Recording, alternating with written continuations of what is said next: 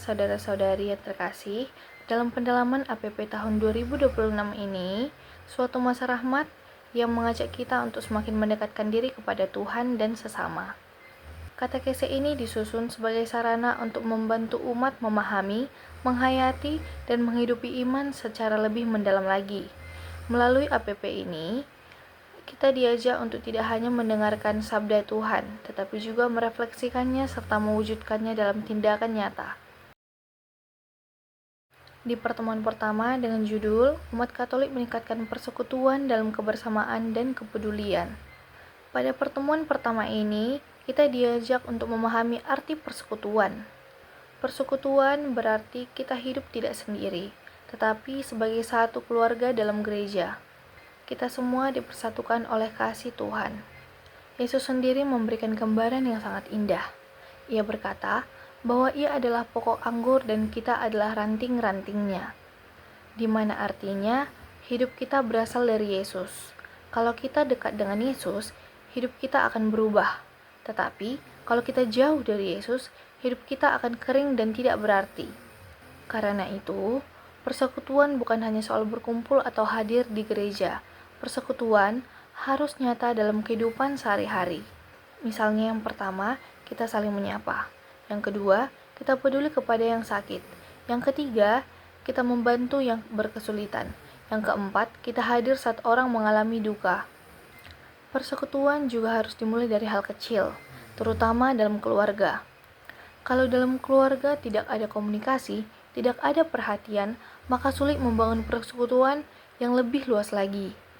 Saudara-saudari, kadang kita merasa misa itu sudah lebih dari cukup, tetapi sebenarnya Tuhan menghendaki lebih dari itu. Ia menghendaki kita hidup sebagai saudara yang saling mengasihi. Nah, di pertemuan kedua ini, dengan judul Umat Katolik Meningkatkan Pewartaan dalam Dialog dan Kesaksian Kontekstual. Pada pertemuan kedua ini, kita diajak untuk menyadari bahwa kita semua dipanggil untuk mewartakan Injil. Nah, seringkali kita berpikir bahwa yang harus mewartakan Injil itu adalah pastor, suster, atau katekis.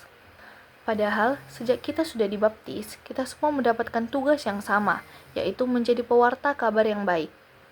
Yesus sendiri memberikan perintah yang jelas. Ia berkata, "Pergilah dan jadikanlah semua bangsa muridku."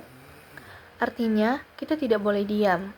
Kita harus menjadi saksi Kristus dimanapun kita berada, seperti di keluarga, di tempat kerja, di sekolah, dan di masyarakat. Namun, pewartaan tidak selalu harus dengan kata-kata. Justru, yang paling kuat adalah kesaksian hidup. Contohnya yang pertama, jujur dalam pekerjaan. Yang kedua, sabar dalam menghadapi orang lain. Yang ketiga, tidak mudah marah. Yang keempat, mau membantu tanpa pamrih. Di zaman sekarang, pewartaan juga dilakukan melalui media sosial.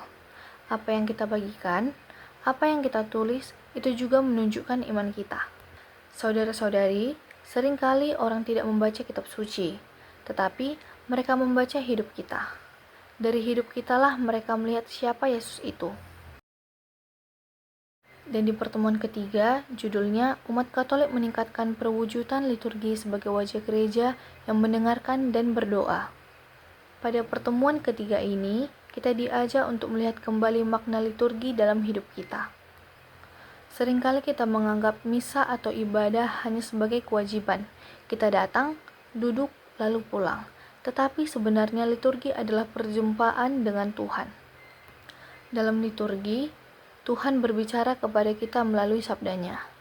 Kita menjawab melalui doa dan nyanyian. Dan terakhir, kita dikuatkan untuk menjalani hidup. Yesus sendiri mengingatkan bahwa rumah Tuhan adalah rumah doa. Artinya, kita harus datang dengan hati yang siap, bukan sekedar hadir secara fisik. Liturgi juga membutuhkan keterlibatan kita. Kita tidak dipanggil menjadi penonton, tetapi ikut ambil bagian juga. Seperti yang contoh yang pertama itu, bernyanyi dengan sungguh-sungguh. Yang kedua, mendengarkan sabda Tuhan dengan serius. Yang ketiga, mengikuti doa penuh dengan perhatian. Selain itu, liturgi yang baik juga membutuhkan persiapan. Yang pertama, petugas liturgi berlatih. Yang kedua, umat datang dengan tepat waktu. Yang ketiga, suasana dijaga dengan hikmat. Saudara-saudari, liturgi yang kita rayakan seharusnya membawa perubahan dalam hidup kita. Setelah misa, kita diutus untuk membawa kasih Tuhan ke dalam kehidupan sehari-hari. Dari pertemuan 1-3 APP ini, ada nilai realitas dalam kehidupan umat masing-masing. Di pertemuan pertama, umat kadang masih hidup sendiri-sendiri. Ada yang kurang peduli dengan sesama, jarang menyapa, bahkan tetangganya sendiri pun tidak tahu kabarnya. Dalam keluarga pun, komunikasi sering sekali berkurang, karena adanya kesibukan bekerja atau sibuknya dengan bermain gadget. Akibatnya, rasa kebersamaan itu mulai berkurang. Di pertemuan kedua, banyak umat merasa bahwa mewartakan Injil adalah tugas pastor atau petugas gereja saja. Dalam kehidupan nyata, masih ada sikap tidak jujur, mudah marah, atau kurang memberikan teladan baik. Padahal, orang lain justru melihat iman kita dari sikap hidup kita sehari-hari, termasuk di media sosial. Di pertemuan ketiga ini, sebagian umat masih menganggap misa itu adalah kewajiban saja, datang terlambat, kurang fokus, atau tidak terlibat aktif dalam doa dan nyanyian. Liturgi belum sepenuhnya dihayati sebagai perjumpaan dengan Tuhan yang seharusnya mengubah hidup. Baiklah saudara-saudari yang terkasih, melalui 3 pertemuan ini kita belajar yang pertama, kita dipanggil untuk hidup dalam persekutuan, yang kedua kita diutus untuk mewartakan Injil, dan yang ketiga kita dikuatkan melalui liturgi dan doa. Semua ini tidak boleh berhenti di dalam pertemuan saja, tetapi harus diwujudkan dalam kehidupan sehari-hari. Iman yang sejati adalah iman yang hidup, nyata, dan dirasakan oleh sesama. Baiklah, terima kasih saudara-saudari yang terkasih. Hanya ini yang bisa saya sampaikan di pendalaman APP tahun 2026.